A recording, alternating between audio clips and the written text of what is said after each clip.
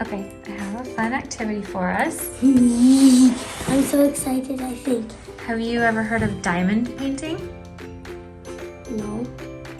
It's when you use these little gemstones and you put them on like you're painting. How are there a few still on? Because I was showing you how to get started. So these are the little gemstones that we're talking about, and you put them on one by one, and then it fills the whole pattern.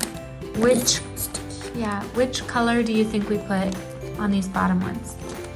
Orange. That's right. Which color do you think we're gonna put over here? Yellow. So there's different shades of the same color sometimes, and that's something that we're gonna watch for as well. This diamond painting toolkit is fantastic. The robust product bundle arrives well packaged with small items enclosed in a durable, reusable storage pouch. The kit comes with a wide selection of diamond painting tools and accessories, including plenty of wax squares and an organizing container to separate your sparkling resin rhinestones. Those are individual bags to keep all of the diamonds in. And then you have all of these little trays for being able to work on the project as well. And then look over here. This makes it easy if you want to have them in separate compartments.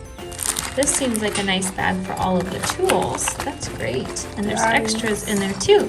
So more than one person can work on it at a time. And you sure these are for it? They included a nice little note. Yes, those are for it. And they're little tools to be able to put the gemstones on. You're funny. Now look at these. So we can get that set up. Oh, there's Look at this. Who's going to be excited for the roller? I am. Does that pick up the gemstones, you think? If they get scattered and they're kind of loose and you need to pick them up? We can do it together. That'll be fun.